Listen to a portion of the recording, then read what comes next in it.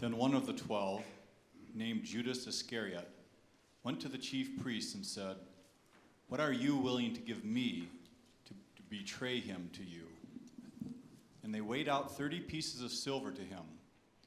From then on, he began looking for a good opportunity to betray Jesus. Now when evening came, Jesus was reclining at the table with the 12 disciples. As they were eating, he said, "Truly I say to you that one of you will betray me." Being deeply grieved, they each one began to say to him, "Surely not I, Lord." He answered, "He who dipped his hand with me in the bowl is the one who will betray me. The Son of Man is to go, just as it is written of him. But woe to that man by whom the Son of Man is betrayed. It would have been good for that man if he had not been born." Judas, who was betraying him, said, "Surely it is not I, Rabbi." Jesus said to him, "You have said it yourself."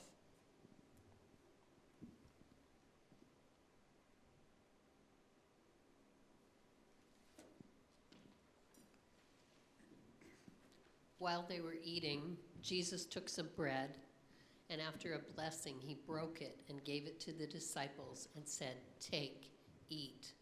This is my body." When he had taken a cup and given thanks, he gave it to them, saying, "Drink from it, all of you, for this is my blood of the covenant, which is poured out for many for forgiveness of sins. But I say to you, I will not drink of this fruit of the vine from now on until that day when I drink it new with you in my Father's kingdom." After singing a hymn, they went out to the Mount of Olives. Then Jesus said to them, "You will all fall away because of me this night, for it is written, I will strike down the shepherd, and the sheep of the flock shall be scattered. But after I have been raised, I will go ahead of you to Galilee." But Peter said to him, "Even though all may fall away because of you, I will never fall away." Jesus said to him, "Truly I say to you that this very night, before a rooster crows, you will deny me 3 times. Peter said to him, "Even if I have to die with you, I will not deny you." All the disciples said the same thing too.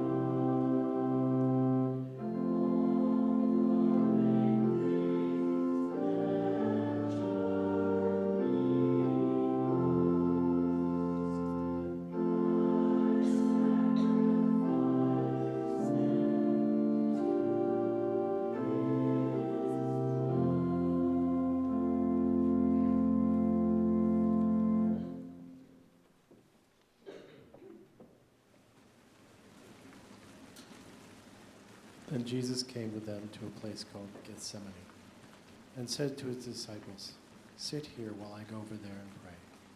He took with him Peter and the 2 sons of Zebedee, and began to be grieved and distressed. He said to them, "My soul is deeply grieved, to the point of death. Remain here and keep watch with me." And he went a little beyond them, and fell on his face and prayed, saying, "My Father, if it is possible, let this cup pass from me, yet not as I will, but as you will." And he came to the disciples and found them sleeping, and said to Peter, "So you men could not keep watch with me for 1 hour? Keep watching and praying that you may not enter into temptation. The spirit is willing, but the flesh is weak." He went away again a second time and prayed, saying, "My Father, if this cannot pass away unless I drink it, your will be done." Again he came and found them sleeping, for their eyes were heavy, and he left them again and went away and prayed a third time, saying the same thing once more. Then he came to the disciples and said to them, "Are you still sleeping and resting? Behold, the hour is at hand, and the Son of Man is being betrayed into the hands of sinners. Get up, let us be going. Behold, the one who betrays me is at hand." While he was still speaking, behold, Judas, one of the 12, came up accompanied by a large crowd with swords and clubs, who came from the chief priests and the elders of the people. Now he who was betraying him gave them a sign, saying, "Whomever I kiss, he is the one, seize him." Immediately Judas went to Jesus and said, "Hail, Rabbi," and kissed him. Jesus said to him, "Friend, do what you have come for." Then they came and laid hands on Jesus and seized him. At that time Jesus said to the crowds, "Have you come out with swords and clubs to arrest me, as you would against a robber? Every day I used to sit in the temple teaching, and you did not seize me. But all this has taken place to fulfill the scriptures of the prophets." Then all the disciples left him and fled.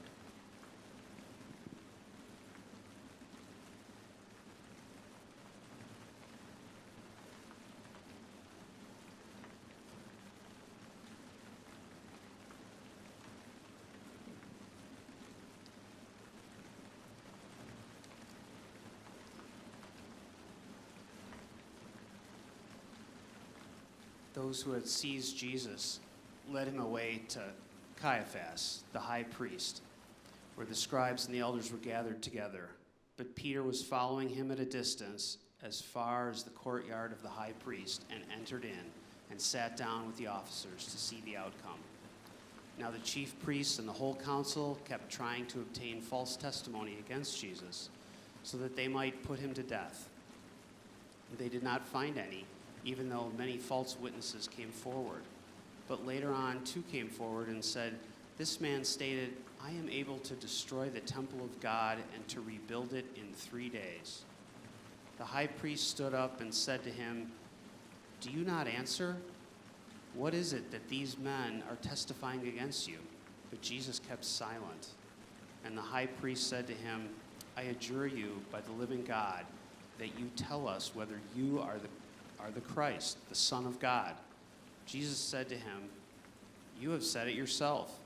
Nevertheless, I tell you, hereafter you will see the Son of Man sitting at the right hand of power and coming on the clouds of heaven.' Then the high priest tore his robes and said, 'He has blasphemed. What further need do we have of witnesses? Behold, you have now heard the blasphemy. What do you think?' They answered, 'He deserves death.' Then they spat in his face and beat him with their fists, and others slapped him and said, 'Prophesy to us, you Christ. Who is the one who hit you?' Now Peter was sitting outside in the courtyard, and a servant girl came to him and said, 'You too were with Jesus the Galilean.' But he denied it before them all, saying, 'I do not know what you are talking about.' When he had gone out to the gateway, another servant girl saw him and said to those who were there, 'This man was with Jesus of Nazareth.' And again he denied it with an oath, 'I do not know the man.' A little later, the bystanders came up and said to Peter, 'Surely you too are one of them, for even the way you talk gives you away." Then he began to curse and swear, "I do not know the man." And immediately a rooster crowed. And Peter remembered the word which Jesus had said, "Before a rooster crows, you will deny me 3 times." And he went out and wept bitterly.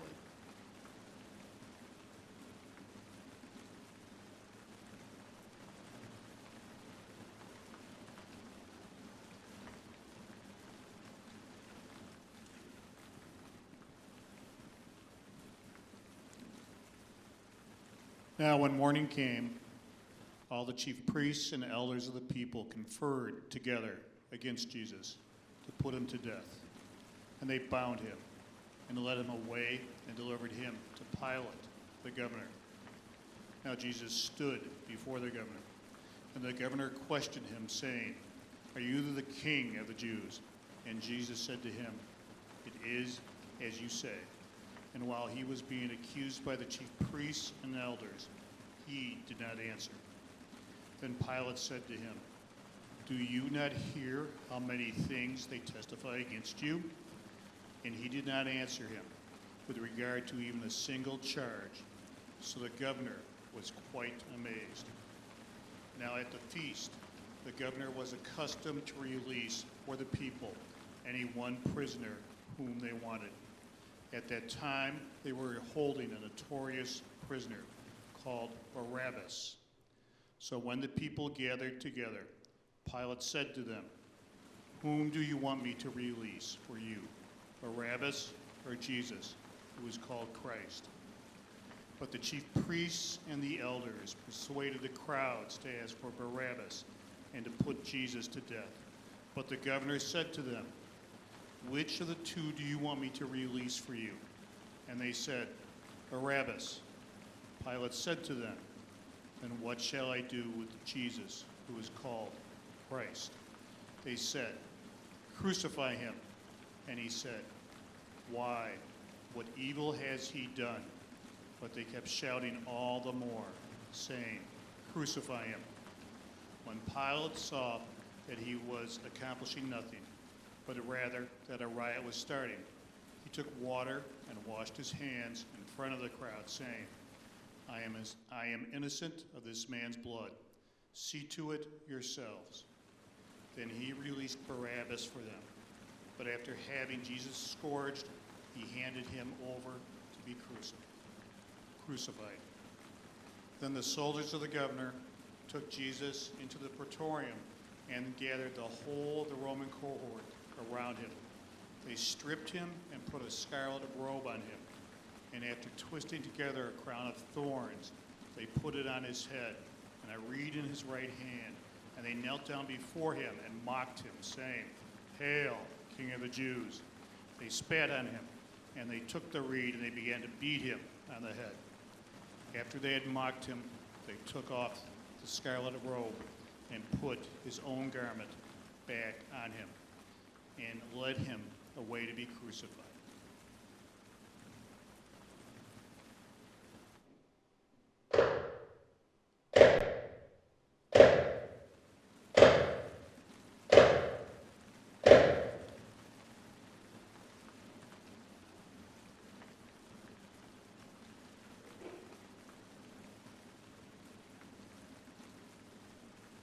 As they were coming out, they found a man of Cyrene named Simon, whom they pressed into service to bear his cross. And when they came to a place called Golgotha, which means place of a skull, they gave him wine to drink mixed with gall, and after tasting it, he was unwilling to drink. And when they had crucified him, they divided up his garments among themselves by casting lots. Sitting down, they began to keep watch over him there. Above his head they put up the charge against him, which read, "This is Jesus, the King of the Jews." At that time 2 robbers were crucified with him, one on the right and one on the left. And those passing by were hurling abuse at him, wagging their heads and saying, "You who are going to destroy the temple and rebuild it in 3 days, save yourself. If you are the Son of God, come down from the cross." In the same way, the chief priests also, along with the scribes and elders, were mocking him and saying, "He saved others, he cannot save himself. He is the King of Israel. Let him now come down from the cross, and we will believe in him. He trusts in God. Let God rescue him now, if he delights in him. For he said, 'I am the Son of God.'" The robbers who had been crucified with him were also insulting him with the same words. Now from the 6th hour, darkness fell upon all the land until the 9th hour. About the 9th hour, Jesus cried out with a loud voice, saying, "Eli, Eli, lama sabachthani," that is, my God, why have you forsaken me?" Some of those who were standing there, when they heard it, began saying, "This man is calling for Elijah." Immediately one of them ran, and taking a sponge, he filled it with sour wine and put it on a reed and gave him a drink. But the rest of them said, "Let us see whether Elijah will come to save him." And Jesus cried out again with a loud voice and yielded up his spirit.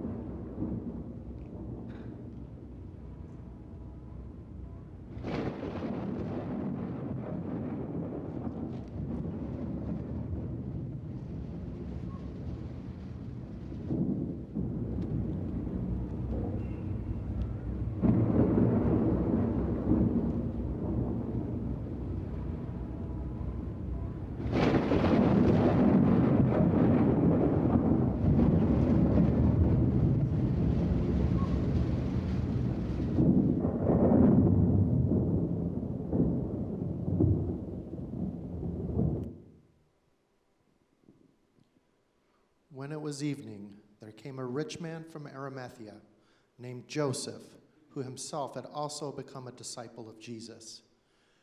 This man went to Pilate and asked for the body of Jesus. Then Pilate ordered it to be given to him. And Joseph took the body and wrapped it in a clean linen cloth and laid it in his own new tomb, which he had hewn out of the rock. And he rolled a large stone against the entrance of the tomb and went away. Mary Magdalene was there, and the other Mary, sitting opposite the grave.